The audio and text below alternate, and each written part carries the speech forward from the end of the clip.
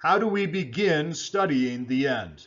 Revelation has a blueprint, and eschatology is the advanced study of last things.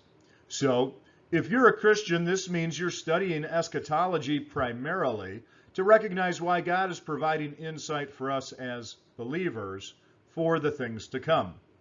One of the premier books speaking into the topic of eschatology is the Book of Revelation. A 30,000-foot view of the Book of Revelation is going to tell you two big things. First, this book containing 404 verses from beginning to end has over 800 allusions to the Old Testament. In other words, it references the Old Testament quite frequently. And secondly, what that means is the best and only true way to authentically interpret this last book of the Bible is to become the best expert you can of the 65 books which come before it.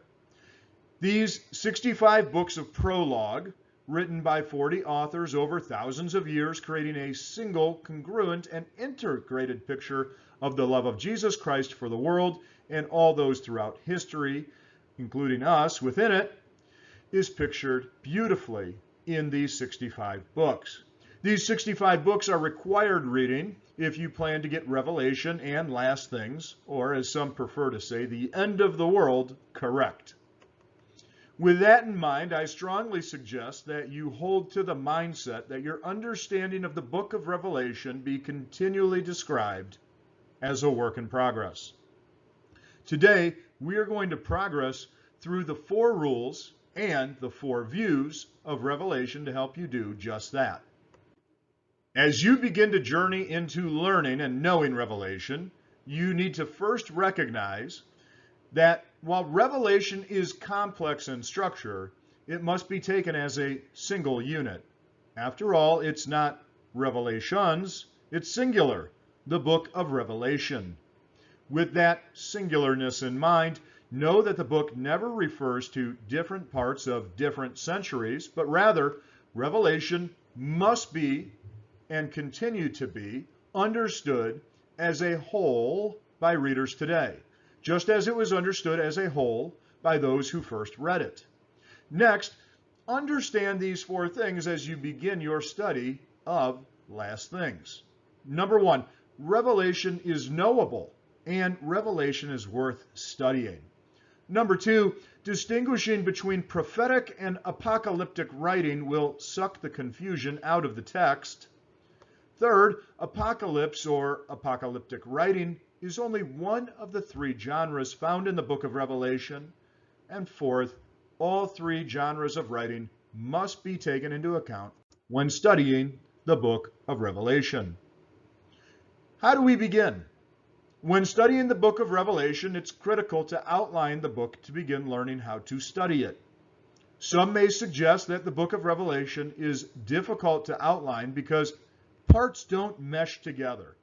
And while some of the book serves as an introduction and others as a conclusion to materials after or before it, John does give hints throughout the book to indicate a change of subject or a flashback to an earlier scene. One very important aspect of studying the book is to outline the book. Personally, I see it as Revelation provides us with instruction within its first chapter on how to do that. I think chapter 1, verse 18 gives us a divine outline. Now, I could be wrong. However, I think that we ought to use it because this is where Jesus tells us. In fact, Jesus says this in chapter 1, verse 18, what is, what was, and what is to come. And this divides the book into 3 sections. You have chapter 1, followed by a separate, distinctly different section of the outline, which is chapters 2 and 3, and concluding with chapter 4 through to the end of the book. Now, here in the photo, and feel free to take a screenshot of this chart I have, this is a very typical outline of the book of Revelation, and it's a great place for every beginner to begin. And this is off of Google search, so I know part of it's cut out because of my video here. Feel free to just get as much out of this and then Google the image itself. After recognizing and determining the outline, it's time to recognize the other four. These are the four accepted views that come out of the divine revelation. The four most commonly held views are preterist, historist, spiritualist, and futurist. Here, we need to first realize that Revelation was meant to be read in the churches. It refers to itself as a prophecy, which is one of its three literary genres. Still, there are four different interpretations of Revelation. The preterist view, which symbolizes the struggles of the church against Rome. The historic view, or historist view, symbolizing the historic problems the church has had with the world. The spiritual or idealist view, a spiritual allegory without direct application to actual events, a symbolic representation of the struggle between good and evil that's applicable at any point in history. And fourthly is the futurist view, which is a straightforward account of what is to come. And I hold to this view, and you can see verse 19 of the chapter for the key to understanding more of the book of Revelation. Moving on, we're going to come up to picking your view. I don't want you to get too tripped up on which view to hold.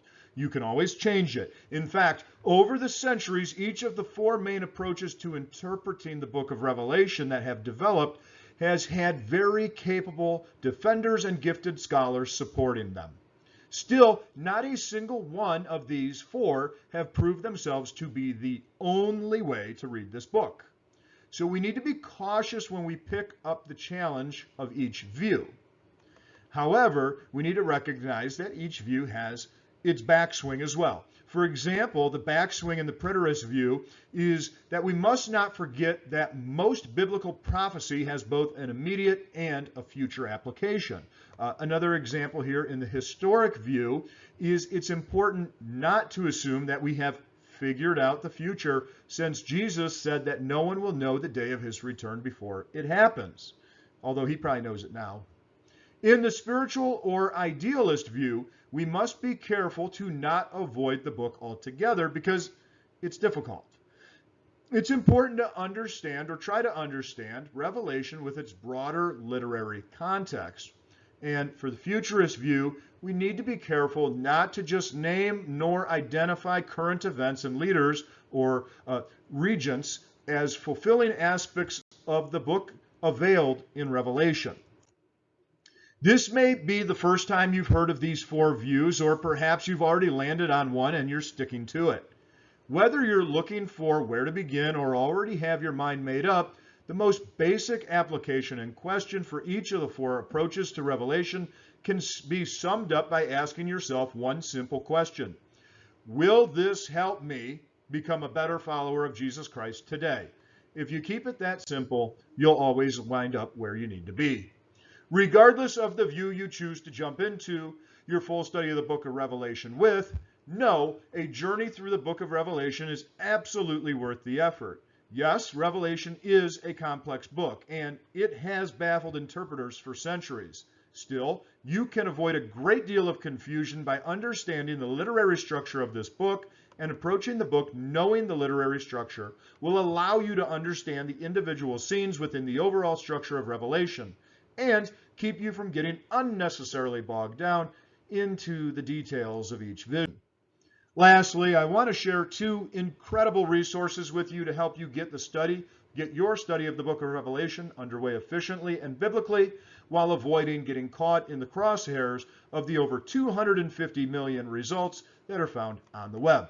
Start by checking out the reviews for these two resources to give you a feel for which is the better for you to start with. Either one, Stanley Horton's book entitled Our Destiny, Bible Teaching on the Last Things, or second, Chuck Missler's audio Bible study, available for free on CastBox and other podcast providers. These resources will help you better and more completely understand the book of Revelation from each of the four views. Lastly, remember, getting a hold of God's Word through the book of Revelation is one more way to walk in His image. God bless you.